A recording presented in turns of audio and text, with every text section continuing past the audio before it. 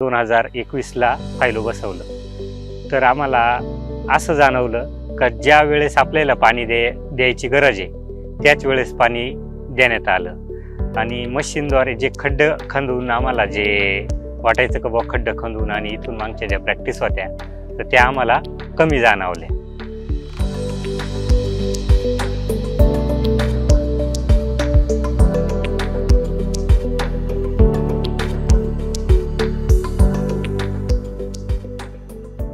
नमस्कार, माझं नाव बापू केदू रायते, राहणार खडक माळेगाव, तालुका निपाट, जिल्हा नाशिक. आपले एक थॉम्सन व्हरायटी आहे 5 एकर आणि आपण फायलो बसवण्याच्या अगोदर येणाऱ्या अडचणी अशा होत्या का वेळोवेळी पाणी जात नव्हतं. अवेळी पाणी गेल्यामुळं पानं पिवळे पडणं, घड पिवळे होणं अशा समस्या येत होत्या.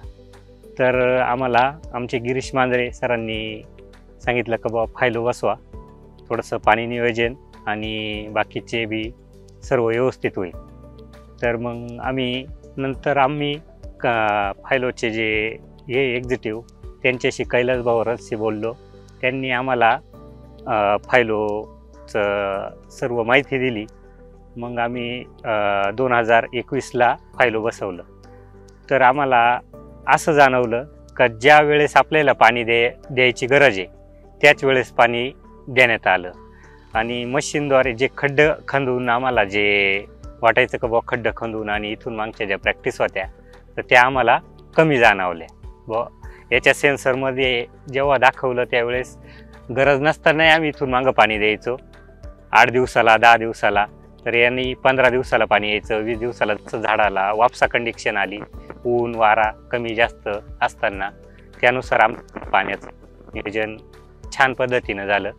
आणि जी ब्रिक्स आपली समजा काही रानं 140ला येते, काहीला 30ला येते, तर याच्यावाली 10 दिवस आमच्यावाली प्लॉट बी हार्वेस्टिंग व्यवस्थित झाली आणि साईज वगैरे पिवळेपणा किंवा जो लष्टरपणा येतो तो बी एकदम व्यवस्थित आला. जो फरक आम्हाला जाणवायचा आधी रान थिनिंग आल्यानंतर किंवा तिसरी डीप झाल्यानंतर पानं पिवळे पडणं आणि घड पिवळे होणं ते फरक आम्हाला खूप छान वाटले. धन्यवाद.